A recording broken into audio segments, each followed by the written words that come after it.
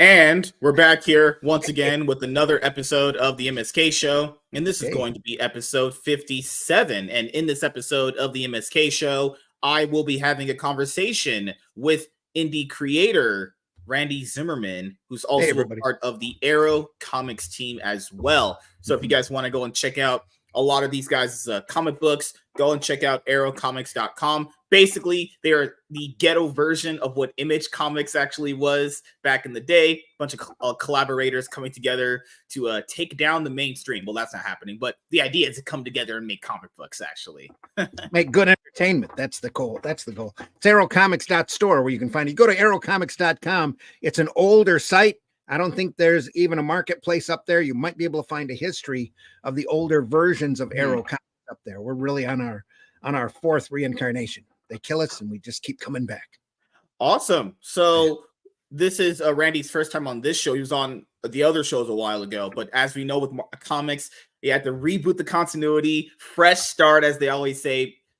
Old ratings were not getting where they needed to go on the older show. So you got to do the Marvel Comics route. Go back to a number one. That's the most reliable thing you can do. Now, that entirely pisses people off, but don't do that generally. Are we rebirthed or are we all in? This will be mostly all in because this is my last attempt at doing this style of a podcast. There's no more reboots after this. I am all in on this show. I'm making this show work no matter what. I hear you. Well, we'll start here with your origin story, as most superheroes have them. So how was your life growing up, man? I was dropped in a rocket ship in a small cornfield in Kansas. Okay. And picked up by a loving set of parents that raised me in the middle of America the right way. Actually, I was born in Saginaw, Michigan, and raised in Montrose. So even worse than Kansas. Much worse than Kansas. Raised in Montrose way back when there were only like 3 channels on the television. Holy crap. Bored out of my mind, and comics saved my life. Kept me sane. My parents wouldn't let me buy superhero comics when I was younger because they thought they were too violent. So, of course, I got to know all of the superheroes and that just made me want comics even more. So I was a huge Carl Barks nut. Anything that I could get my hands on, Harvey Comics or Archie Comics. I talked my mom into allowing me to have Adam Strange because I convinced her it was a science fiction comic and not a superhero comic. And then they caught me with a Twilight Zone digest that had a guy making a deal with the devil. And it was the red with horns and devil. I was raised in a pretty strict religious household. And my mom made the deal that if I were to take that digest and throw it into the fire, literally, that I could buy superhero comics. So that's what I did. I went, oh, okay, boom, And then, of course, this is the late 70s, So I'm bringing home, shortly after that, I'm bringing home copies of Ghost Rider and Son of Satan into the house. What age is that? So it's the golden age first, then it's the silver age, right? Yeah, then there was like a bronze age. And during the bronze age is the 90s, it's considered, right? Well, before that, Marvel went through a whole supernatural period. They did a lot of black and white magazines. Dracula Lives, the Tomb of Dracula, who was big back then? Anyway, all their supernatural characters were initially in black and white so that they could show some titties, and not have to worry about popping up on the newsstand. Just like Warren, those old Warren magazines, eerie and creepy and that kind of thing. And that's where I really, got my comic book education. Was there in the local library. I knew who all the characters were before I started buying the books. Bought Shazam #1 right off of the rack. That's how long ago it was.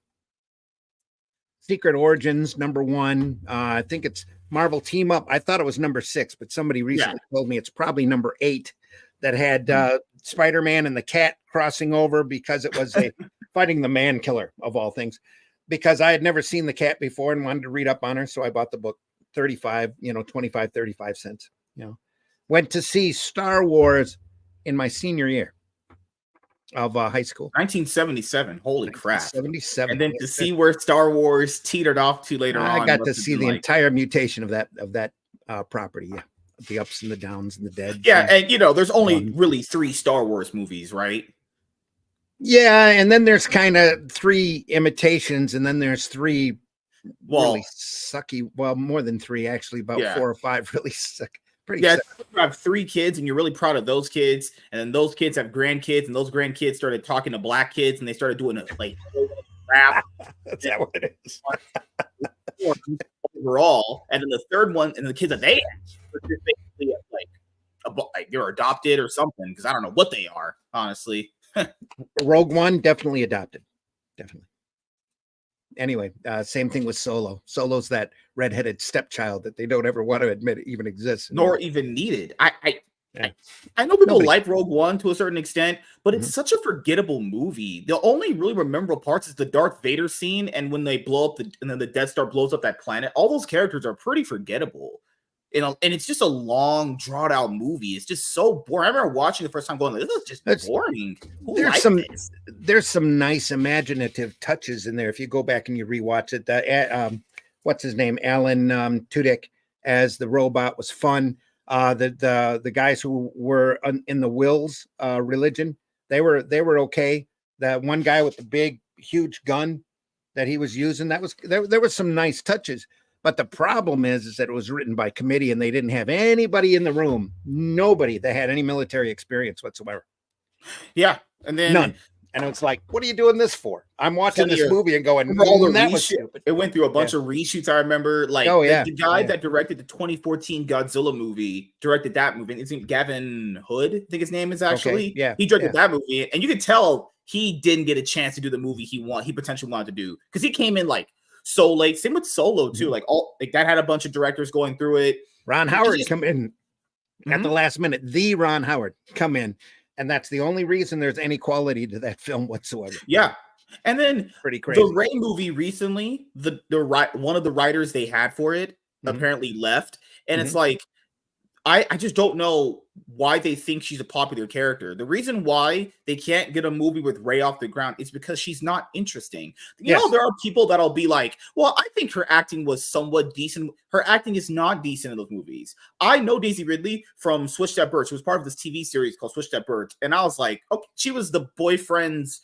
wife's character who had an autistic kid. That's her character. She was a school teacher that ended up having an autistic kid. That was her character. And I was like, well, she's going to cast in Star Wars. I'm like, that's pretty bad. I remember the news. I know a channel back then. And I was like, she's got, that is just awful. They just casted a bitch that was part of a teen drama show as their main leader. Yeah. That's already a red flag. And people are like, I don't think her acting is bad. She, like, the only movie you could maybe kind of say her acting isn't bad is the first one. Every movie, the second one is terrible. Her acting is really atrocious in that third one. And then there's a reason why they can't get a movie with her going. She's not interesting. Literally, it's just Star Wars in general. Yeah, they've shot themselves in the foot so many times, just like the recent MCU movies. That they just need to stop. You need to stop. You need to bring in all new people. You need to get rid of the writers' room to start with. Probably everybody in the writers' room and above. Just need to go. Except maybe Favreau. Maybe what's his name? The guy who wears the cowboy hat that was doing the animation. Filoni, who is doing such a great job in animation, and then he goes and does this Ahsoka show that's just stumble, terrible stumble. You're sitting there looking at these characters, going, "Those aren't even the same characters that you wrote in the cartoon." Yeah, not even the same characters because all of their motivations are different. All their level of heroism is gone. It was just a shame to see it. Heartbreaking was what it was. Really heartbreaking. But outside of Mandalorian, the first 2 seasons, they've done nothing but stumble over their own feet. Boba Fett could have been an amazing show. Andor wasn't bad if you like European films. European art films. Andor is great. It's almost like THX 1138. I mean, it's deliberately slow. It's got a build up to it. There's a quality to it that you see. There's a story there. But you got to have the patience of sitting in and watching an art house movie, and that's not Star Wars. You know, it's just not the rough and tumble that traveling to planets, fighting monsters, and it's not what Star Wars is all about. And they've just missed the point so bad. Almost as bad as the last 5 years of MCU movies. So. Yeah, for me, it comes down to the same thing that DC recently did with the comic books, like All In with Scott Snyder. And obviously today, Scott Snyder is like, hey, go vote for Kamala Harris. And I'm like, all right, Scott, I like you, man, but just why do you guys do that? It's like, man, what a way to divide people in politics. You just, hey, I'm your favorite comic book writer. I also support a fucking candidate that shouldn't really be there, but I digress. Right? Look at all the crap that's happened politically in comics the last 4-8 years. It's just atrocious. We all ought to be. We're all like little kids in a schoolyard. Everybody needs to be lined up and spanked, thrown into the corner, and told to act their freaking age. Yeah. You know, it's just terrible. What he did, which was kind of cool, is that because DC kept rebooting their continuity, and a lot of fans didn't like that. But unlike because we had 52, we had post crisis and all that stuff. You had 52 Rebirth. You had Flashpoint before 52. Flashpoint, yeah. Fans were like, please stop rebooting everything. Can you just kind of fix it? This time around, guys, they actually didn't reboot anything. They just went, okay, if you like Dawn of DC, this is kind of like our next initiative. We're just going to change the creative teams on a lot of these books and then just bring in new people. That should always be the thing. Why was it always like, hey, we just have to reboot everything? It's like, no, you don't. You simply could just get new people. And to be fair, let's be honest, there's mainstream. There's going to be no shortage of people they have access to because it's literally Marvel and DC. I don't know why that was never the thing. So instead of just kind of new team, this team. So with Chip Zdarsky and his Batman right now, it's not really interesting. On Batman, for anyone who knows Batman, that likes Batman comics or anything, Batman should always be the #1 seller, no matter what time of the year, day of the year, month of the year, everything. They let this run completely just I heard people say it's not bad, but they heard people say it just fizzled out. There's nothing interesting. Same with Spider-Man 2 with Zeb Wells. It's if we have these guys here just squatting on titles for 2 to 3 years, why can't we just switch them out? Unless they have a contract that's so big in terms of money they can't do it. Nobody's got those anymore. Nobody's got the contract. Nobody has some sort of NBA contract for 5 years where you can't get rid of them. That's not happening, Except for Chris Claremont. I think he's the last big contract holdout. Tell you the truth. Yeah, and now they have to bring in Jim Lee and the other guy he had on Batman Hush, and the guy who also did Long Halloween, who wrote it, to come back and save the Batman title. Because this run is just completely flatlined. Batman, X-Men, Spider-Man, Superman should always be #1 sellers no matter what time of the year it is. Wonder Woman. In the comic industry need to act faster. Should also be in there. Justice League and Avengers. Flash. Well, Flash is kind of second string along with Green Lantern. Green Lantern usually sells better. And Aquaman, they should all be top sellers, and they're not because they keep putting these people on it that don't have the talent to do the work. I know a lot of people don't like Mark Waid, but Mark Waid is getting to write a lot of the titles recently. He's writing Action Comics, World's Finest. He's going to write the new Justice League title coming up in about a week or so. Doesn't seem to be helping their numbers much, though, does it? Yeah, I don't, because that's the thing. I don't know how that scale works at the moment. I haven't been keeping track of their modern numbers. So yeah, because the thing here is, if they're convincing people to come in to their continuity with All In, All In is essentially just their ultimate universe. You gotta factor in, after a bunch of those #1 sales give them a huge bump. If the stories aren't good within issues 3, 4, 5, and 6, people are just gonna start falling off. That means you have to constantly keep going to different characters for #1s. They're gonna do Flash, Martian Manhunter, Green Lantern. You gotta factor in, those have to be a knockout. Marvel's struggling with that with their Ultimate Universe. Remember the Jonathan Hickman Ultimate Spider-Man run? Well, that is the only thing keeping them really kind of going with that universe, because no one talks about Ultimate Black Panther. No one talks about Ultimate X-Men. No one's talking about the Ultimates. These things kind of start fizzling out after issues 4, 5, and 6 because the stories are probably not that interesting anymore. And and they swap the talent out. The guys don't want to stay for very long and they leave. But with there's no money, there's just no money here. The idea of doing that goes back to the 70s, before DC was bought by Warner's. Back when Ted Turner first came in and owned those properties, it looked like he was going to take them over. He wanted to kill the entire line. He wanted to stop every DC book, period, and start out again with 4 main titles: Batman, Superman, I think Wonder Woman, and one other one, Justice League. I'm pretty sure, the Trinity kind of thing, and then build out from there over a period of years. Just keep adding titles, couple titles a month or whatever, and just keep concentrating in order to keep quality consistent and growing. And everybody's almost tried to copy that sense. The Ultimates, and the All In stuff, that's just All In's really a copy from the second Ultimates run from Marvel, which is really a copy of the first Ultimates run at Marvel. And the only reason they rebooted that universe for Ultimates is supposedly for Walmart. That's why they only had 6 original Ultimates titles, is that's all Walmart wanted to carry. So they rebooted all of the characters, started over again. That was when they thought it'd be cool to add, not Miles, but they went in and did the Ultimates instead of the Avengers, because at the time the Avengers was a dirty word up at Marvel. There was a time when Joe Quesada first came in that he was sure that anything with the name Avengers on it was just death in sales. That's why West Coast Avengers switched over to Force Works for a little while. I remember, I guess the idea behind it was they wanted to reimagine their characters. And I told people this, even back then, people didn't like that. Because what are you going to reimagine characters that people have already attached themselves to for potentially 10, 20, 30, some plus years? You know? So it makes, like, people don't understand, if it's in a different universe and not the main one, I can understand why they're doing different things. It's not the main universe. It doesn't really matter. But then again, why can't you just do all these ideas in the main universe then? Having a separate universe is stupid in general. It's a dumb idea. They tried a different universe. They called it New Universe, and it was really bad. It was during the Jim Shooter days. And I'm putting that nicely when I say it was really bad. And then you have the Kickers Incorporated, period. Buddy. Yeah. Anyway, remember there's the Image Comics period, and Rob Liefeld recently, he's going to be coming back to Youngblood, which was the title that he started, you know, with Image, and it had a lot of over $1 million he made when it first dropped. And that's the thing, is if you look into the history of Youngblood, because I did, it's been passed around like my wife to several different people constantly.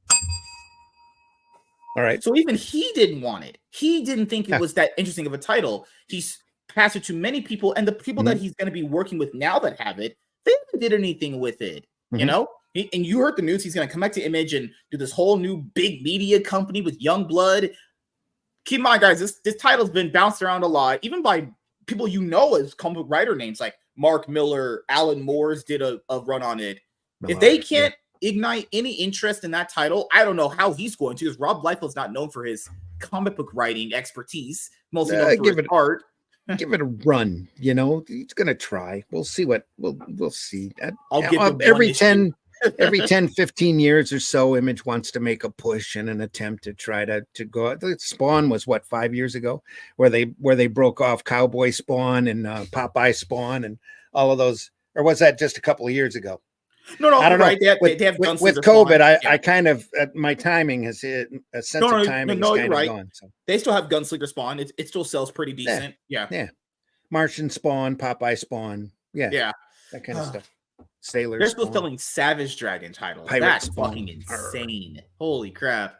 No, that's Larson. He's got his corner. He's good. Just let him sit there, and he's taken that book in every possible direction that he can think of, and chased off as many regular readers with his adult content that he possibly could. Turned it into a nice underground book for a while, and because there was whatever he's got to do to keep it interesting for himself. The thing with Savage Dragon that you can't fault Larson on is that he's been consistent, and he's been kicking issues out. McFarlane realized that too.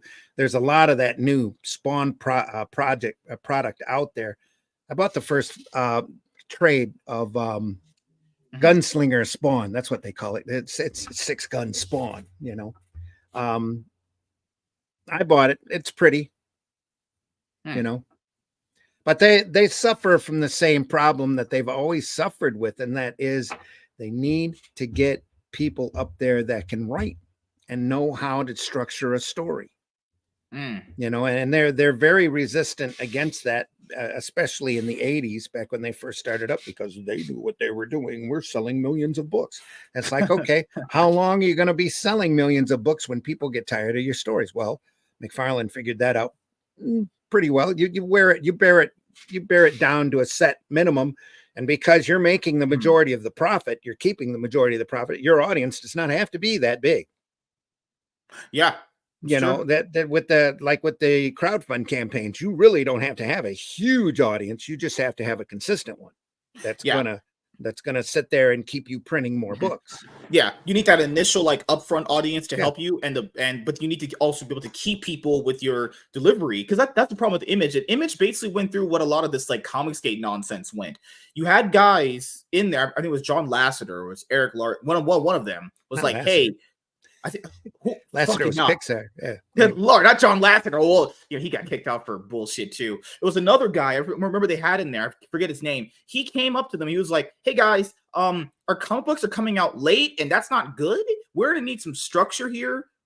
Like even back then, someone in that group had to be like, "Hey, we need structure. We can't just like do this like willy nilly." And then there was some drama there, obviously. But hey, I forgot his name right now. I'm blanking. You had a couple of them that were sick, a couple of them that were busy buying cars and baseballs, and you had like that their books were coming out late. Even back then, no one tolerated late books. Even back then, no one did. That's the thing with the retailers. The retailers had a market that they were growing before Image sprung up, and I try to tell everybody this, and nobody wants to listen. Back in the 80s, they had a huge black and white independent market that spun off of Turtles. Everybody and their brother was doing Turtles. Not quite copies. Some of them were bad imitations, radioactive black-billed hamsters and the great Kung Fu Gophers and that kind of stuff. But you had a huge independent market that had sprung up. Like, let me reach back here. Like with Arrow Comics originally, when we did Dead World in the Realm. Dead World's zombie book, 85, that book come out. And anyway, we had a good audience. We were selling tens of thousands of comics. Seriously. And Arrow was keeping a nice, pretty consistent routine. We were a little late, week late, 2 weeks late here and there. But it was a group of guys literally sitting around drawing comics and eating pizza. But the talent pool that came out of Arrow, the first Arrow, was immense and incredibly talented. Mark Bloodworth, Vince Locke, who went on to do Sandman, Guy Davis, who's currently working with Guillermo del Toro. Every monster that Guillermo does is probably passed through Guy's sketchpad. And we were doing regular, fun, entertaining comics. That was the whole goal of it. And then Image springs up. All the retailers see large boobied, big muscular superheroes in color by these guys that had a reputation at Marvel. So they buy millions of copies of the Image books, and the black and white market falters. Payment starts getting late, coming back from the distributors. Yeah. Everybody's had a hard time hitting deadlines. And, pretty soon the retailers blow their trust in the black and whites. Then they have what they call the black and white bust. Yeah. Image ends up doing the same thing. They're late. They're not consistent. Their books are all over the map in quality. You can't. I just want to point out something really quickly. Tell one from the other. Go ahead. It was it wasn't Eric Larson. It was either Jim Valentino or it was Mark Silvestri. Valentino was in charge of Image there for a while. Yeah. He was really working hard to get a handle on it because he knew what was going on. He saw what was happening. This thing is in a you have a friend group and there's always that one friend that somebody will click in their head and go, "We got to be doing this." He's the guy. People need to do funny books, guys. Come on, yeah. People have to factor in the reason why Image hit as much as it did is because it wasn't doing like superhero stuff and it captured like a bunch of other genres people wanted. And I think Silvestri was having. Yeah, Silvestri was doing Wetworks and he had some health problems. So his deadlines were being missed, but there was a reason. A lot of these other guys were just out spending their millions and having too much fun. And, you could tell Rob Liefeld, after all these many years, is still kind of salty. He created like these iconic characters for Marvel that they use in movies, TV, and animation, and he didn't create them for himself. So people gotta understand the reason why he announced he was quitting Deadpool. He doesn't like people say that, but he is quitting Deadpool. His last Deadpool comic is Deadpool Team Up, which is ending this week for the new one coming out. The reason why he's quitting writing Deadpool or doing artwork for Deadpool for Marvel Comics is because he knows he could put out the best Deadpool work ever, but he will never make as much money doing that for them if he could do it on his own. And he created Deadpool and X-Force and Cable for Marvel. And he's like, damn, I created all these iconic characters. See, for Marvel back then they had a little bit of a royalty program that was pretty hot, and they were moving numbers that were pretty hot. Yeah. I mean, you've got these guys selling millions of Spider-Man #1 and X-Men 1 with Jim Lee and all of this. Yeah. Yeah. That's only temporary. That's not going to last. So these guys jumped off right at the right time, started their own product and made a ton of money and decided, and they were young, young and dumb. And they just blew their opportunity was what it was. And now Jim Lee went back to DC. They've been looking to recover it ever since.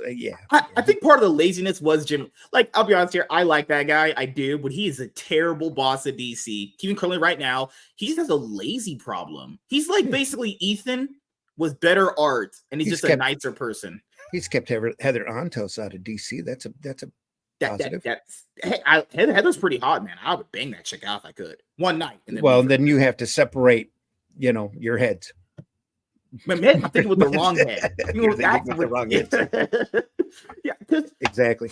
That's the thing is you have all these image people, but if you look at who really panned out in the long run, like people forget Rob Liefeld, guys, he had a crowdfund campaign that he still has not fulfilled. He stole like 15K. He just never talks about it. And I think he was in with somebody else on that too. I'm not positive on that because I haven't looked into it. But and it's probably the other person that screwed around. The positive thing that I can tell you about Liefeld is that the older he got, the wiser he got, and the more he's starting to really appreciate what this business is about. And you got to give him credit for that. His podcasts are amazing. I love listening to his Robservations. The Robservation stuff. Yeah. And there's a lot of stuff in there I was never privy to. And that I love listening to it because you'll catch an occasional, didn't know that snippet, kind of thing. And most especially when he's talking, you can hear the spark of enthusiasm in his voice about how much he loves this business. And there's not enough people out there with that kind of spark going around going, you know what? Comics are awesome. Comics are cool. Comics are entertaining. Everybody loves reading comics as long as it's accessible. They've got to be able to get their hands on it. They got to be able to read it consistently. They got to be able to get into the characters, and that means good writing. And they have to, because your average reader, they figured out quite a while ago, your average reader is good for a year and a half, and that's it. That's 15, 18 issues if they're lucky. Well, unless you hook them. You got to hook them and bring them in. And doing 6-issue stories that are bland, that don't move the character anywhere and do nothing. People want to get invested in the long run. The job. Yeah. That's the thing. He's tried to do other characters like Youngblood and stuff. He had it on his whatnot. He tried to sell his book called, I think, Last Blood that he put out last year. Nothing he's ever done outside of the Deadpool characters he created for Marvel has ever hit as hard. It haven't. Like, he literally tried putting out Last Blood last year. No one cared for that. And again, Marvel, especially at the time when he was there, had the capabilities of giving that exposure, and they had a huge retail network that was probably 3 times bigger than what it is today. And you got to have a deep appreciation for any retailer that's been around for 20, 30, 40 years, because they have literally watched their numbers dwindle down to next to nothing. And that's because Marvel and DC lost total respect for the market of direct market. And also, most especially in my opinion, Diamond really raised a huge amount of apathy when they decided they were just going to run the show and say which books were coming, which books weren't. And especially in the green section, who was going to get printed and who was going to get favored and who wasn't.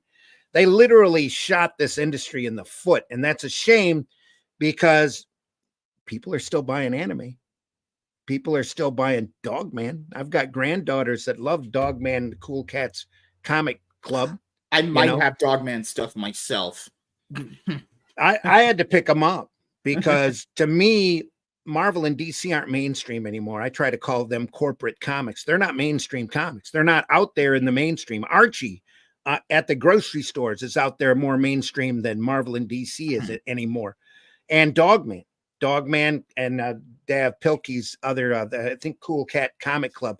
If you haven't read Cool Cat Comic Club, you definitely need to take the investment, buy the book, buy the first one and read it, because he has done more to inspire kids to draw comics in the last 10, 20 years than what Marvel has done since the direct market started up. That book is amazing. And one of the reasons why it makes it amazing is because it teaches kids how to draw poop.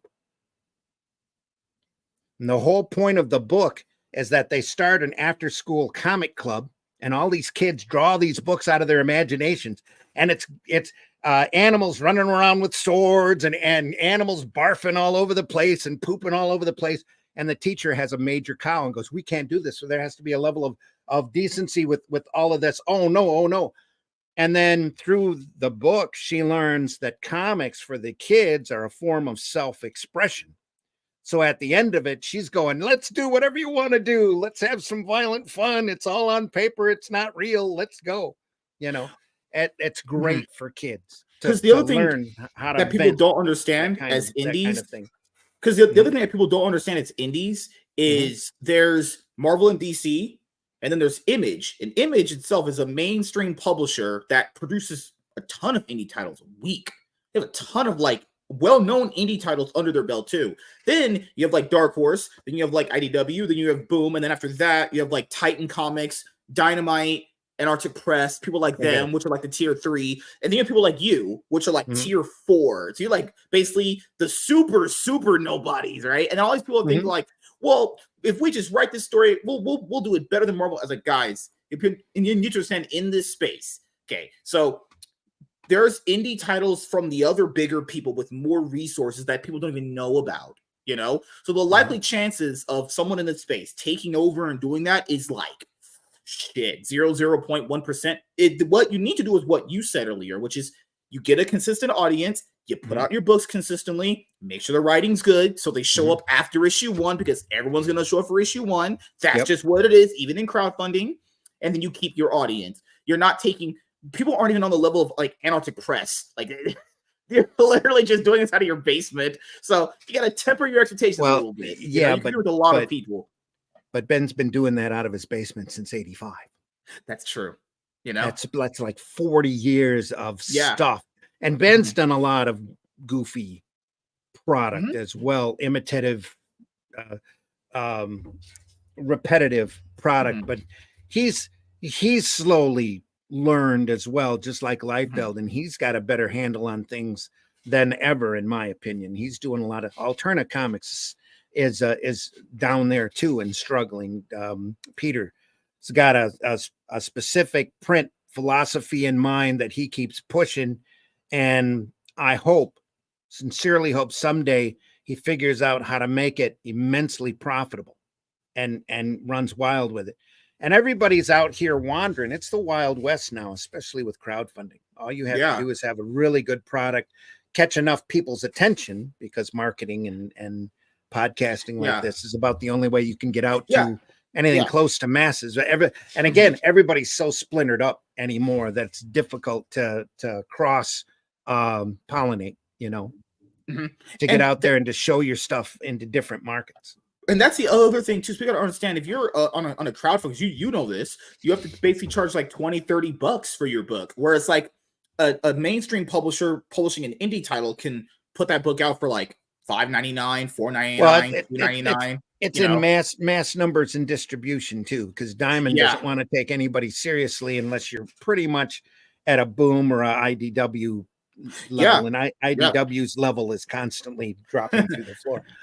But to her knees, crazy. It's not mainly. It's not solely her fault. But anyway, that the thing is that the real ingenuity, the real creativity out there right now is in the crowdfunding. And the crowdfunding is even splittered off. You've got factions that'll only deal with Kickstarter campaigns and factions that'll only deal with Indiegogo. Or I ran across a great graphic novel with some really good professionals, some backer kit. Holy crap. And I'm like, I've never heard of this before, but I have to buy in.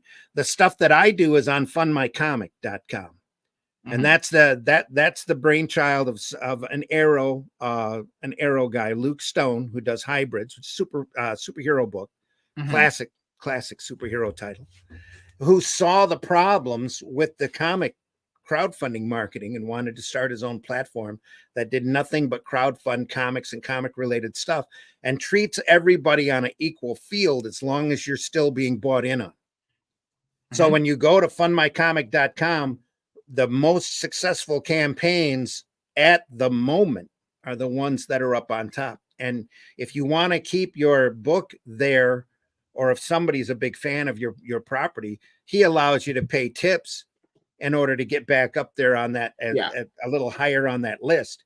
And Whereas then with he only Indiegogo, they bank the tips in. They try to sneakily bake the tips in. They don't even go to you. That goes to their fucking website.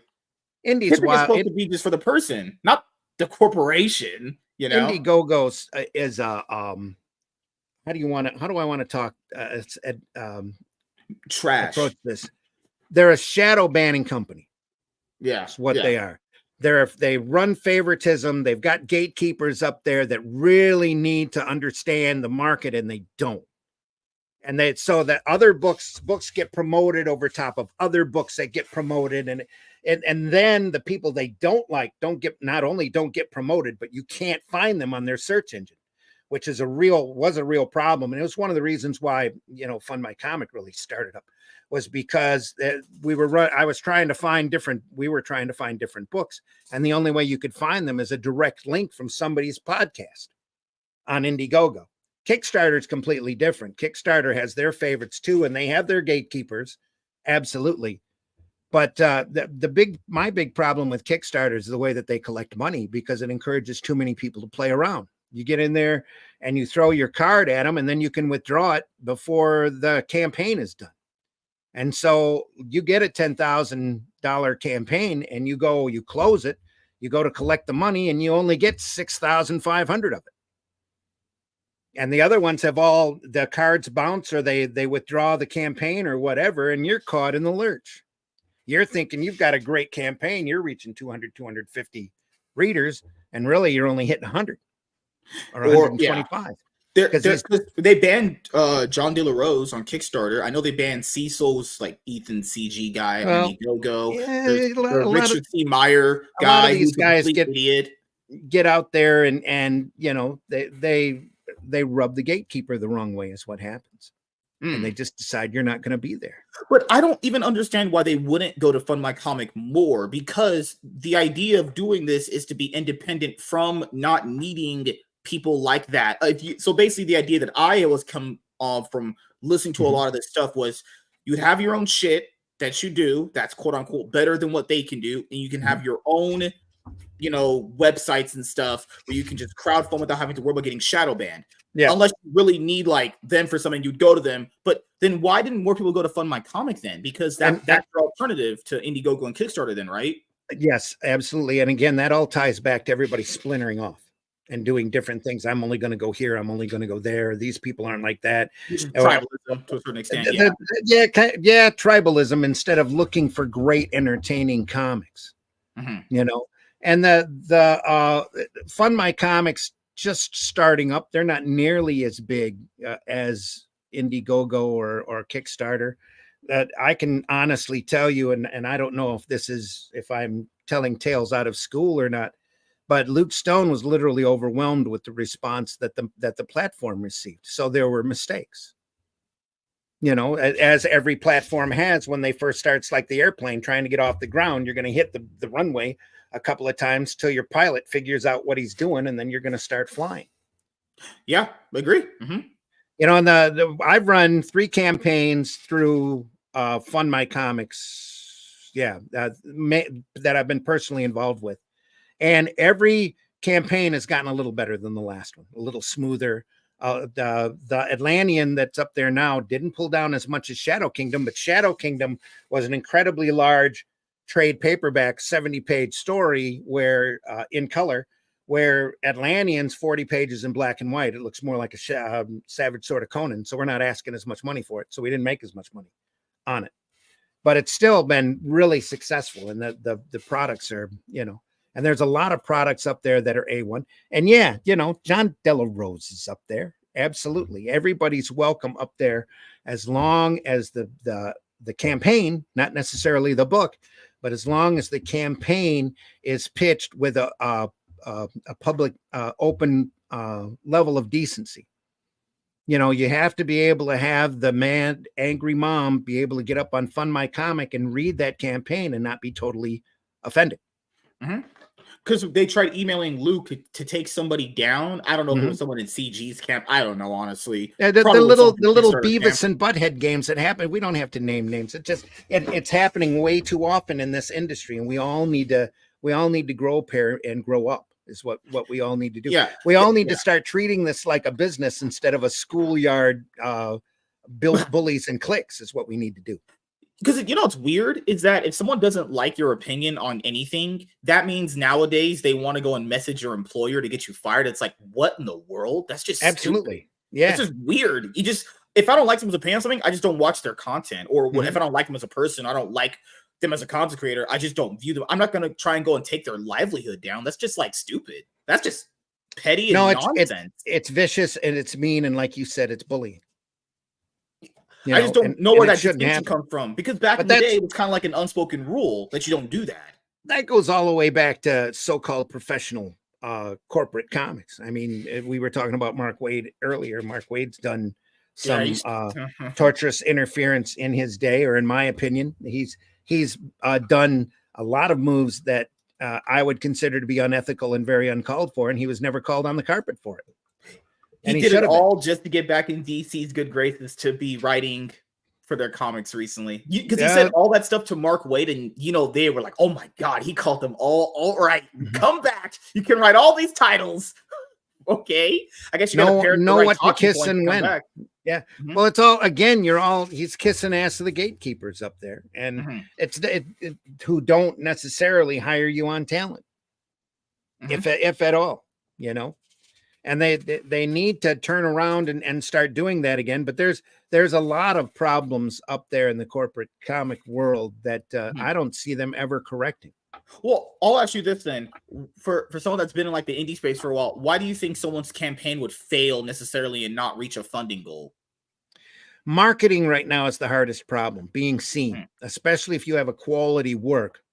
Plus, you've got to also factor in that the economy is going into the toilet and has been. The disposable income has shrunk tremendously since COVID. We all got a little bit of punch there with the benefit checks or whatever, but since then, with inflation jumping the way that it is, and the supply lines have been a problem, paper costs have jumped like a nut. And it's to me, it doesn't make any sense, and they ought to be able to have it fixed by now. But it's just some of it could be gouging. I don't know. And I couldn't tell you for sure, but there's got to be a reason why things are so expensive. And these CEOs are pulling down bigger bonuses than ever. Yeah. The thing is, there's a problem in the system. I think it also has something to do with the fact that, money is kind of tight for a lot of people right now, given the economic situation that we are currently in. Yeah. So even if you wanted to actually spend money on people's campaigns, well, it's either choose between doing like $30 in a campaign or getting gas for your car that has to get you to and from work. Exactly right. Yep. Plus, with the indie books and the way that shipping costs are, it's impractical to do floppies anymore. You can't do it and actually expect to make sustainable living. You can do them in chapters. You can put the floppies out in multiple issues at a time. The shipping costs are going to kill you. Absolutely kill you. So you have to do a graphic novel or a larger format album book in order to make it worth the cost of the shipping, in order to get a sizable product to you. And that takes time to produce. So like with Atlantean, we're lucky to do a book every 3 months. That's our current goal with Russ, is to kick a book out every 3 months from one campaign to the next. But it's to do it any faster than that, any sooner than that, you're either going to sacrifice quality or it's just not going to happen. You're going to blow a deadline and then you've blown your readership. Yeah. WZ says gouging is a huge problem. Subway quickly reduced their prices because sales dipped. They make so much profit, they inflated prices out of greed.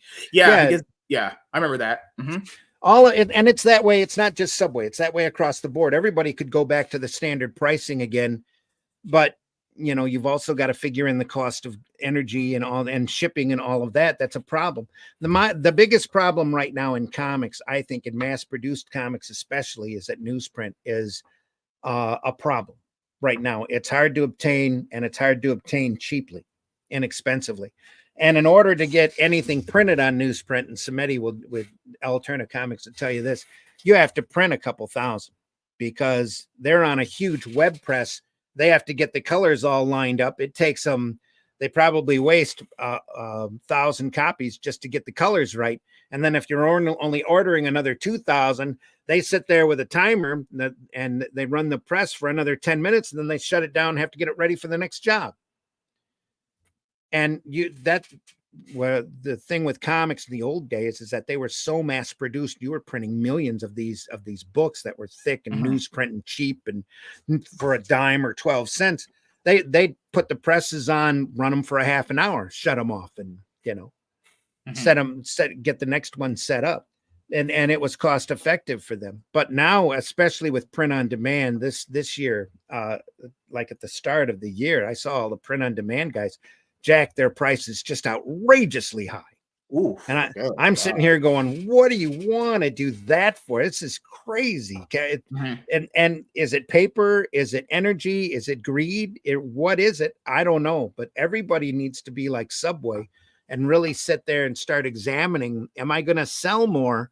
Am I going to sell more units at a lower price? So they see their return on investment, their per unit cost, how much it takes them to print a book, and how much they think they can get away with it. And right now they're charging more than they're really charging a lot more than they need to, so that they can make that profit. And they're taking advantage of the system, because they know the majority of us independent guys are all being printed on print on demand.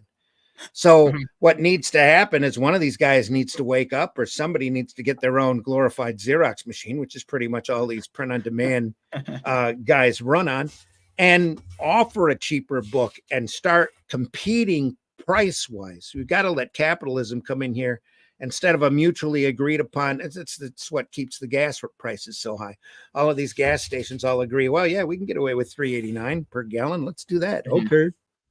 Let's make an excuse. Well, we had a refinery go down, or a pipe burst here, or there's one of the tankers didn't quite get in on time, or whatever, and we got to jack the price up another 50 cents a gallon. Here we go. Because there's so many different factors to like why something is going to go up in price. Could be just many different things. So when you're an indie, the way that some of those are excuses.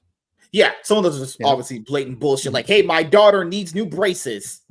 So now your comic book costs $50 now to back. Oh, fuck that. Fuck all that noise, So that's why I like that Eric came out with, like, when he started the Riververse, he did like the whole 96-page graphic novel thing, because there's some comics here that cannot function as floppies. Eric's stories would not function as floppies. The pace would be way too slow. It would not be good. So I like that he came out with the 96-page thing for his book, because first of all, you get more bang for your buck. You get a full, more complete-ish story then. So you're not waiting for like a 24-page book every 3 months or every 6 months, because that's just not worth it. And again, Eric's Flag guy? No, well, yes, he is that, but Eric's model is completely different from everybody else's model, because he goes through and he mass produces. And when you mass produce a book like that, he waits until the book is done, which is smart. He gets the book to the printer and he makes a number, and then he tries to sell that number, which is a problem, especially in the volatile market like what comic books are, especially when the economy's in the toilet. You get 20,000 copies and you're up there pushing a book and you only move 10. You got 10,000 copies sitting in a warehouse not doing nothing.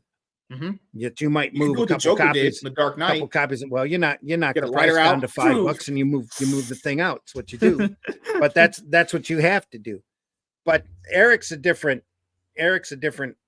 business model, different animal than what most of us are working on, because Eric had a large, not only did he have a large nest egg up front that he invested in, but he got a large nest egg on his first book. So he's got $100,000 initially just to get everything done. That's insane. He's got play money. He's had play money. I don't know where his finances are now, but I've always questioned, well, let's not go there, but Eric has had that money to play with, to spend, to regulate, and to build more product up and out. Yeah, because And your average indie isn't just going to he's have kicking a that. book out every other month now, right? I think Oh no, it's still every decently slow. every The 3 months. roughly, yeah. The Bloodruth #1 just launched. That one hit like 300K. Horseman passed him 100K. So that means he made another $1 million from both of these two. Mm-hmm. So yeah, it's more money for like what? More artists, more fucking people to work on the books. But he's got a hard overhead he's got to cover too. And he probably knows what his minimums are, what he has to hit in order just to cover his bills. And that's a burden that he takes on, that he he wants to be took his own on from the very distribution start. company and all that other stuff. Like it's great. I like that he's like that because it just shows, he wants to get it done and wants to get a book on time. But people have to factor in, even if you just not look at Eric, a lot of the guys like yourself, you're not sitting on like $10,000 you could just invest into a book. That's just like not happening, No, and yeah, and that's why you need to crowdfund. That's a whole other story. If I had somebody walk up and give me a 10 mil, I could give them a comic company that would knock their socks. Like imagine this. Let's say you did what Eric did, and on one of your titles you made $300,000. Mm-hmm. That could make you.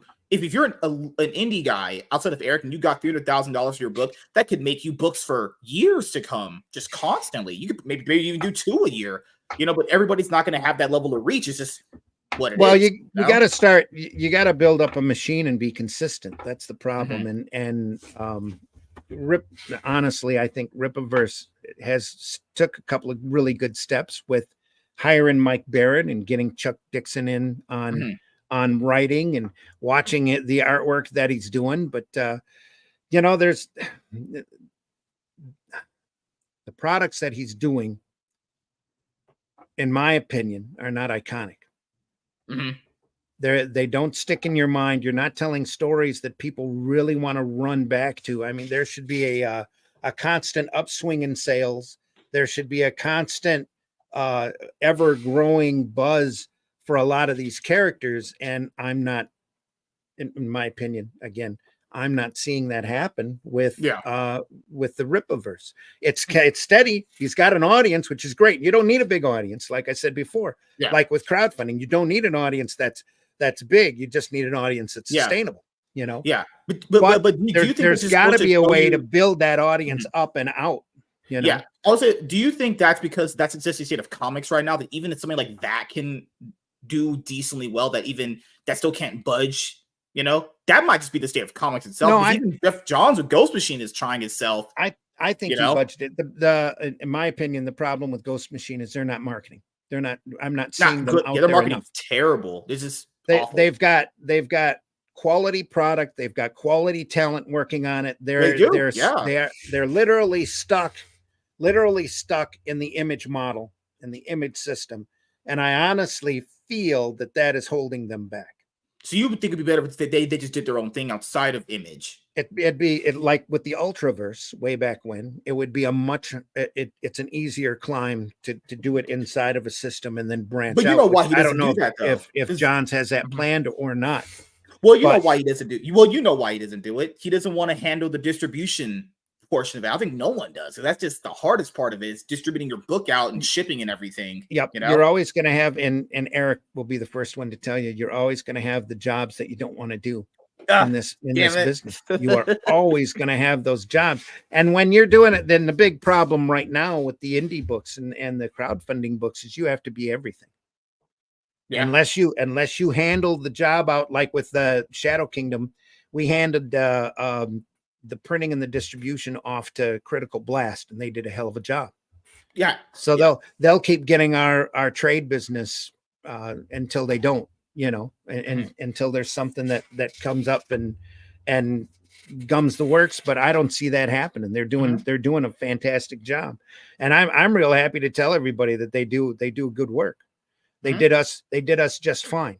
Let's put it that way. Draws, who does the Fiendish series. They handle a number of different products, and that's great. The Rippasen idea needs to get out there faster. That's he announced that he was going to do it, and then I haven't seen anything out of it for 6 months. He launched Jay's next book for Achromatic Chronicles, the blue series. He did the green sequel next. That it's funding right now. I'm pretty sure it already hit its goal. I'm gonna buy Achromatic Chronicles Blue on eBay, and then I'll just back the new one on the website, because it's just, why wait for a blue book when I can just get it on eBay and then read it and then just wait for the other one. But even Rini had said the reason why she used Critical Blast is because the first time she did it, the process of getting the book out to people was so overwhelming for her that she literally told me on a stream she's never doing that shit ever again. She's rather have someone else do it. Some people aren't made for it. I mean, I did my first crowdfunding campaign. I shipped everything out. I had a blast. I thought it was hilarious, just super fun. But if I were to get a couple thousand that I had to mail out, that it was only 300 or 400 that we shipped now out. Imagine getting 10,000. If you get 10,000, that's a couple of weeks worth of work, unless you bring people in. Yeah. Tyler C. Draw, that's constant work. Yeah. Oh, are you going to hire the immigrants to come ship your books out with you? I don't know. He works at Home Depot. I would much drive up at a Home Depot. Hey, how are you packaging comics? Come on, let's go. I got 2 days worth of work for you. If you want to come in, you can sleep in the warehouse. Come on. He's like, I'm strong. I pack comics. We load boxes all day. Yeah. Oh God, man. Great. Absolutely. You got to do what you got to do, and the problem with the market, with the indie market right now, is a lot of the really, really good products aren't being seen, and too many of the substandard products are being seen. Yeah, the guys who do marketing need to learn, and it's all going to be trial and error at this point, and you're going to have to talk to people. And that was one of the really positive things with the bug, is that everybody started talking to each other. All of a sudden, we all discovered podcasting, and we all started having everybody else on everybody's show, and we all started exchanging ideas. And hey, this guy's doing this, and this guy's doing that, and that has splintered off so badly at this point that it's irritating, if you ask me. And there are a lot of really good quality products out there that just are not getting seen because they can't do marketing. Yeah, they don't want to do marketing, or oh my God, I have to ship this thing, kind of thing, or whatever. Yeah. And then there's the other thing to bring up too, which is, and I know a lot of people are doing this as a passion project because they want to kind of scratch an itch, as they say back in the day. But that also doesn't automatically mean that people are just going to support you in that endeavor. Some people even do this at a loss just because they like doing it, Well, son, back in my day, back when we were doing this back in the 80s and 90s, it was a labor of love, literally. And we were lucky when we were working on Arrow to be able to pull out money for pizza once a week. And yet there were other times that we turned over royalty checks to the artists, because Arrow worked on a percentage split with the majority of it going to the talent that were pretty sizable. I had a book that we printed that we sent a royalty check to the guy, and I didn't think it was that much money, but the guy called me up crying, telling me how great it was and how much he wanted to get another product to me as fast as possible, because I actually paid him. And I've done books like The Fool, and I've got another book that's sitting in the can, beautifully colored now, but it was in black and white when it first came out, that I did for a company up in Canada that they sold thousands of them, but they never paid me anything for them. Yeah. They were like, what are you going to do? So you're in another country. Good luck.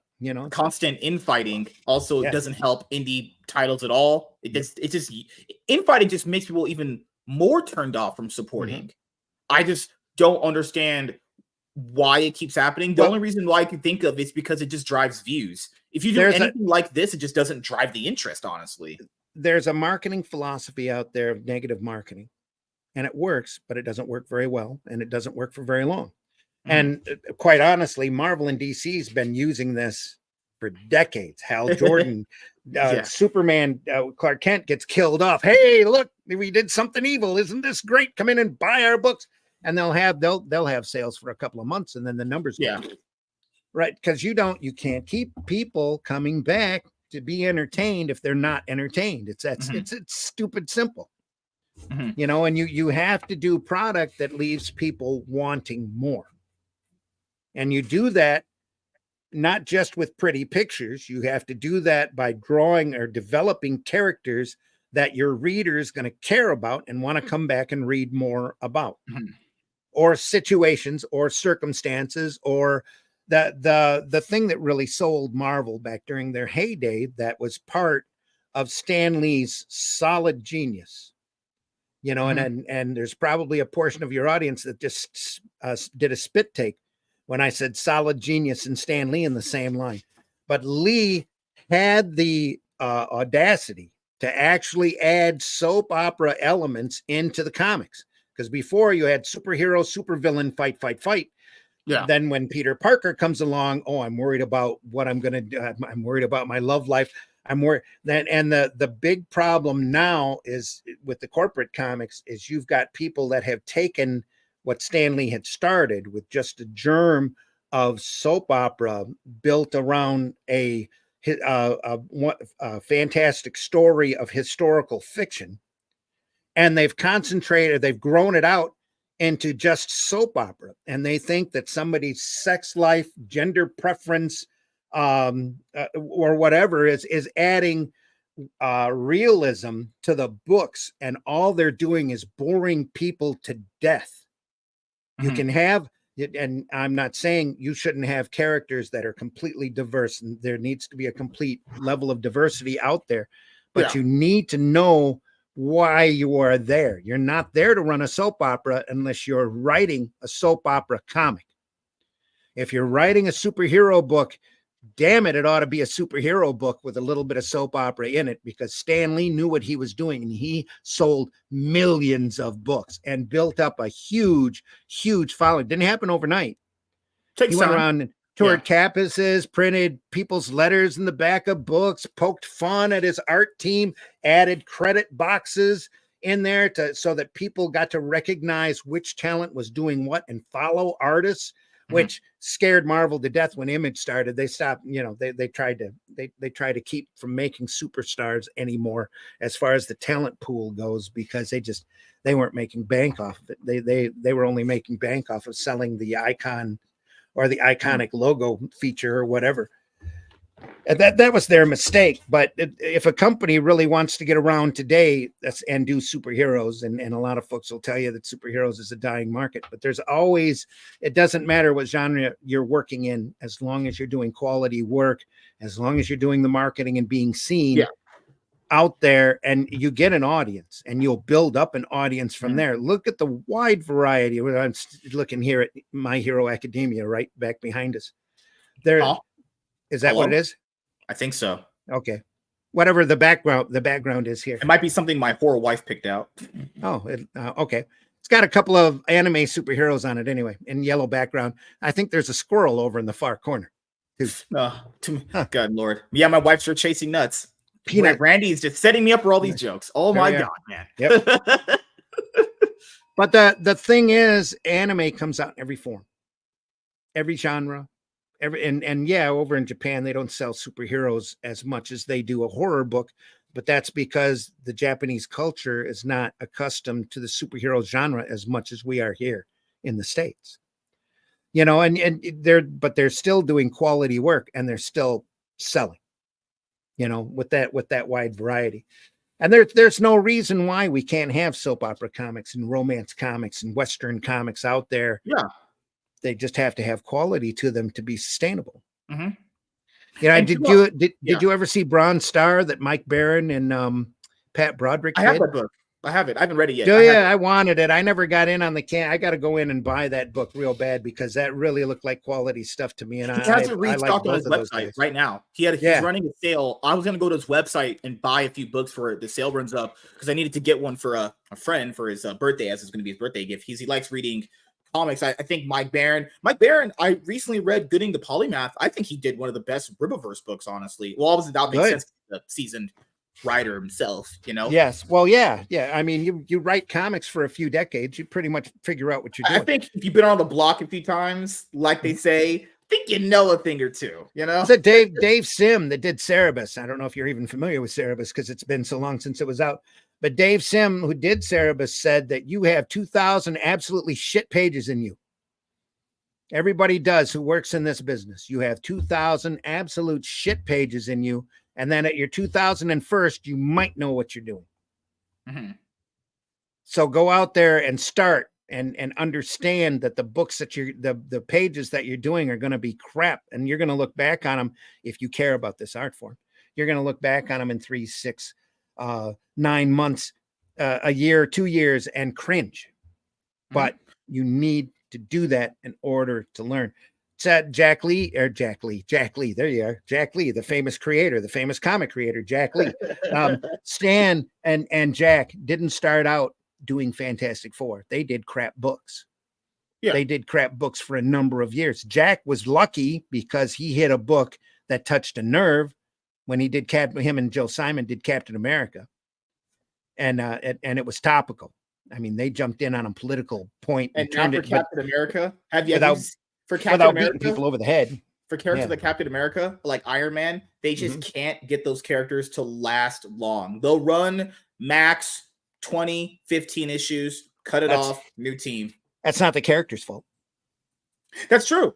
Yeah. It's not the character's fault. Look at how long Spider-Man lasted and built up a huge audience. Ditko had it built up to a huge audience. There's still an audience now for Spider-Man, despite the fact that Zeb Wells apparently has just been shitting on the character. People are still there taking shit because they love the character so much. They're there to take every abuse. It's not the character's fault. It can never be the character. The character already has the legacy. It's up to the writers to get the people interested in the character again. Yep. The reason that they still buy those books is because they remember back when they were great. I think people are just masochists. And a lot of these guys, a lot of these collectors don't want to stop their collection because they think the next great item, the next you might get a Batman Hush run. Yeah. The next great art team is right around the corner. Yeah. And they're hoping for that, desperately hoping for that. That's some of the stuff that sustains Marvel. That and the retailers are a little masochistic, sadistic. I always get them mixed up. It's masochistic. I think they like to take the pain. Recently, they like to take the pain of variant covers. Let's put it. Pretty sure you heard the news that Jim Lee and Jeff Loeb are going to come, or Tim's. Good luck, I can't remember the fucking names. The two guys who did Batman Hush with Jim Lee and it's the other guy. They're going to come back. Yeah. Jack Lee. Kidding. Oh God, best comic writer of all time. They're going to come back and do Batman Hush too. I guess everyone knows I love Batman Hush. One of my favorite stories of comics of all time. But it's like that shows you how bad things are. They have to resurrect Jim Lee from the dead to revive the Batman title. They've kept all of these characters alive for years just for that reason. Because they think that somebody's going to come along and rebirth these characters. I had a chance to work at Marvel back in the 80s. I was offered an internship, and I stupidly asked them how much they paid. God, and I knew it was Jeff Loeb. Why did I keep getting Jeff Loeb? I always second guess myself, but it goes to show you guys that hey, I don't like Jim Lee's work ethic, and I think him and Jeff Loeb can bring the Batman title back into some sales. But let's be honest, Jeff Loeb's a hell of a writer. Yeah, he did Long Halloween, so he can write. It's just the problem with that is it's temporary. In the back of my head, I know that's temporary. They're not staying on for another 150. They're not staying on for like 30, 40 issues. This is a maybe 6 to 12 issue thing, and then you find a new creative team because they know that because they already had recently reported that DC wanted to make sure they got in a few extra issues ahead because they know about Jim Lee's work ethic. They know he's going to eventually. He's like that friend that comes around and goes, "Hey, I have an idea for a building." Next day, I have an idea to be a fucking sushi owner. Like he's a guy that likes his interests in different ways, So they know he's not a long-term solution. It's just a short-term solution to boost up the Batman main title book. He doesn't exactly have a reputation for delivering on time either. That's what. And you know also with that, the Batman book that was coming out bi-weekly, it's now monthly. They reduced the Batman title to a monthly title. They know. He's got to be a monthly guy. If you put that guy on a bi-weekly schedule, you're going to be hurting for your distributor. Or you do the Dark Horse model, or what they did, I believe, with Mark Silvestri and his Batman title. You don't advertise it, you don't print it until it's in house. And that's pretty much the philosophy of any pretty decent crowdfund anymore. The work needs to be done or almost done before you put that campaign up there, just so you know that when you say it's going to be there at a certain month, that it's there at a certain month. That's how you build up a readership. So I'll ask you the last few things before we head out, because I know a lot of people are man, the election is pretty tense for a lot of people. I don't know what your numbers are. So yeah, I predict meltdowns to happen anytime soon at this point. LA burning to the ground as it LA should. doesn't close for your polls don't close for another couple hours. 3 or 4 hours. 8 p.m. 8 p.m. your time. Yeah. It's almost 8 p.m. my time, right? Oh, it's 8:30 my time. Yeah. Woo. So last few things I'll ask you. Do you have anything planned coming up in 2024, going into 2025 you want to let the audience know about? We just finished, let me find it here. We just finished The Shadow Kingdom a few months ago. That is a faithful adaptation of a Robert E. Howard story that's in public domain. It's the first Cull story. It's really recognized as the first American sword and sorcery story. Started the genre. It's got Cull, it's got Brule in it. As they go around, Cull has just become king of Valusia, and Brule has to come in and tell him that there's a conspiracy to take his throne by a race of shape-shifting lizard people. And so he has to he has to, one, get accustomed to the fact that there are shape-shifting lizard people, and then he has to go through and fight them, which he does right down to the bone. It's a great story. It's such a classic tale that we did a very faithful adaptation of it. And in fact, we include the prose story in the back of the book, just so you can compare it to the main story. I'm so proud of the way the story broke down. The artwork's by Russ Leach, who has done Doctor Who. He did Batman over in Europe for a year. He worked on Ben 10. There's a lot of different works that Russ has done. Russ wanted to do a barbarian story, and silly me, I mentioned that there were a couple of Robert E. Howard stories in public domain. He said, pick one, let's do it. I said, well, okay. So now this went over so well for us, we decided to take the characters and the situations from the Shadow Kingdom. We can't do a book that says Cull on it. We can't call him Cull the Conqueror or Cull the Atlantean or Cull the Destroyer, but we are doing a series of books called The Atlantean that involve Cull and Brule, the same Cull and Brule from the Shadow Kingdom, and we're doing original stories with them as they travel around Valusia, which is a kingdom that Cull currently rules, as they hunt down this race of shape-shifting lizard people and all of the odd adventures that they end up going on. And it's been just a blast. The first issue is still up at fundmycomic.com until Friday, the first issue of The Atlantean. And in that also, you can get a copy of the Shadow Kingdom if you need one. And everybody should have one, I think. But the first issue of The Atlantean's over at Fund My Comic right now. We've got like 138, I think, 140 last time I looked. And it's going real well. Issue 2 is currently being scripted by me. All of the artwork is done on Atlantean 1. We're working right now on a artisan edition of the Shadow Kingdom, which will be offered here very shortly. That'll be a large treasury size reproduction of the black and white artwork with a few notes and a foreword by me. And it'll be a nice product. Then that'll be done. Then Atlantean 2 comes out in March, I believe. The campaign for that is going to start up. Atlantean 1 is all done except for a few very fine editorial touches and to send it to the printer. So it'll be out in a couple of weeks. And once that book goes to press, which we are expecting it to be no later than this Friday, we're taking the campaign off of Fund My Comic. We're going to end it. So right now we're kind of in a storefront last couple of days. If you want to get in, now's the time to get in. If you want to get a copy of Atlantean, and I'm really proud of that story too. I had to come up with it all on my own. And that's not having to follow Robert E. Howard. It's not intimidating at all. You know, it was the hardest thing I've ever written, the greatest artwork I think Russ has ever done. And then I had to go back over it Stan Lee style and script it, which was also kind of to me, it was a rough pain. So I'm doing more of a full script for number 2, which I'm finishing up now. The book is entirely plotted. In my opinion, issue 2 is better than issue 1, but don't wait, buy issue 1 now. And if you like that, then you're really going to love issue 2. And we kick the walls out with a lot of this stuff. It's old classic sword and sorcery, barbarian, evil witch queen, type drama that is a lot of fun. So if you enjoy Savage Sword, if you like Conan or Cull, you're going to love this. And if you've never read Shadow Kingdom before, you need to read it. You really do, because it's a great, great, great yarn. And it's amazing that this kid was like 20 years old when he wrote it. And that he literally poured himself into Shadow Kingdom. Cull is very, very much, from all of the research I've done, very much Robert E. Howard set into these times. He's not just a barbarian. He does get that bloodlust. There's chopping, there's sword fighting, there's all sorts of crazy stuff happening. But at the same time, the character is very introspective. He's very questioning himself quite often. He wants to make sure he's making the right move, and he's having to deal with being a king at the same time that he's having to deal with all of this other crap that's going on. Atlantean 2 should be out in March, and then every 3 months after that, we should have a new issue of the Atlantean as well. Plus, over at the Arrow Comics store, arrowcomics.store, you can find a lot of the stuff that I've done, like HeroBot Zero, which is a fun comic about a 3-foot tall giant robot who defends the city from large monsters as long as he can do it on the clock.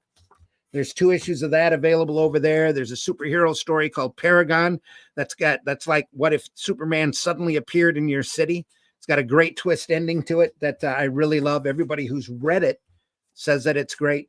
Calico Ashard, which is a great fantasy book with artwork by C. Michael Lanning.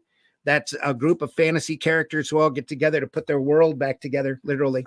And Alice in Chains, which I'm also really proud of, kind of a horrific Spawn type book about a girl who breaks out of her test tube and escapes from her laboratory. She finds out that she can shoot chains with little hooks out of the palm of her hands.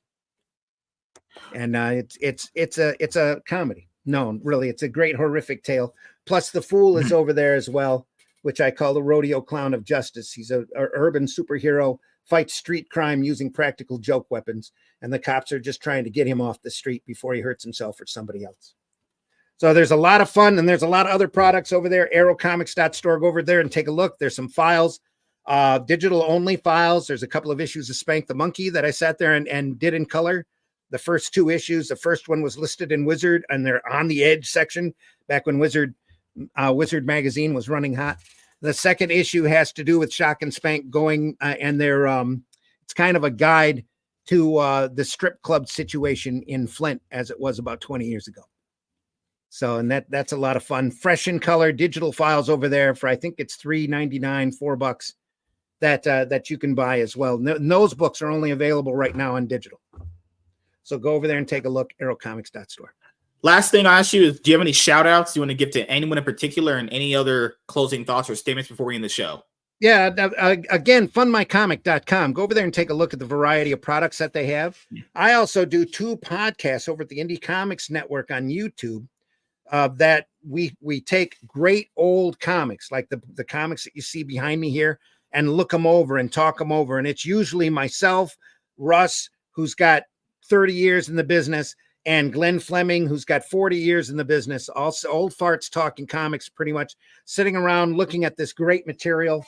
This week on Friday, I believe we're looking at Mobius, Arzak. Mobius, we're looking at that on Friday mornings at 5 a.m., but we're archived over at the Indie Comics Network, so you can watch us at any time. It's kind of like comic book kayfabe, if you remember that show. And then Sunday mornings on Sunday Funnies, we look at comic-related stuff or odd comic books as well. That's Sunday at 9 a.m. Eastern Time. Sunday Funnies over at the Indie Comics Network, Comic Book Black Belt YouTube channel. We're working on getting on Rumble. Hello, Rumble. And the Randy Zim YouTube channel as well. And wherever you see us, make sure you hit that like and let us know what you think. And if there's anything that we need to cover or go over for you. We love looking at this stuff. We don't get paid for it. We're not monetized on any of those platforms, but we do it because we love looking at this stuff. We've gone through old EC comics. We just went through some of the Tales from the Crypt. There's old English UK comics. Just a great variety of stuff over there available for your viewing and listening pleasure. Anyway. I know you feel, man. I love comics. As you know, I have my own comic channel now. They're my life. They're my life, man. I'm telling you. I'm like currently 9 subs away from getting to 100 subs on my comic channel. I'm gonna start putting out more consistent content. You know, there you are. Over there. I upload comic hauls and everything. It's just consistency. I even told the audience, it's not because I don't want to upload comics or comic book reviews. I don't care if I even upload an indie one. People, because someone asked me like, would you prefer indie or the mainstream stuff? I've actually reviewed more indie stuff than mainstream stuff anyway. That doesn't matter to me. What matters to me is just getting out consistent content on the channel. Quality. Which it's crazy. I already did it. The content's done. I just haven't got a chance to go into the streams and clip out the parts that I need for videos. That's the problem. There you go. As you guys know, over there, I have. This isn't actually all my collection. That's just all the stuff I have on that one shelf. Then my friend's sister gave me that other shelf. That has. You can't hardly see it in the shadows. You need to blow it up and show it off. Yeah, there's a lot of stuff on there. That's why I got this big sheet sitting up here, because there's the collection, all of the boxes and stuff on the other side of that sheet is all crap. Yeah. Yeah, the floppies that I read, I put in file on my other cabinet. So there's a cabinet of floppies over there. Then there's packages right here I have to open for a haul. And there's packages on the floor. There's packages over there. There's packages I've been opening in my closet when I told you I moved. I just own a lot of books, guys. Let's just say that. Daphne Lage and JD Calderon calls those book poops. Yeah. Oh God. It's like having a child that all won't sorts read of book poops all over the place. Yeah, I got one up in the bedroom. I've got one in the living room next to my big easy chair when I'm tired of watching. And I've got this spinner rack here too. Look, I've got Bomba up there. Bomba, right? Hell yeah, man! Action Comics. Bomba, the Jungle Boy, folks. So look at this. Look at this cover, by the way. Want to talk about some great stuff. Look at this cover. Oof, vicious. I like it. Absolute fun. Hell yeah. That's what comics should be. There. Fun. And it's exactly what comics should be. That's why we love doing this. That's why I like doing these podcasts, man. Talking about the stuff that we love. So I just want to say thank you guys for checking out this episode of the MSK Show. Randy, thanks for having me on, man. This show. Appreciate anytime, man. And we'll see you guys later. Have a great night, everybody. Take care, everybody. Go stay vote. Sane. Peace. Read good comics and stay sane. We'll see you.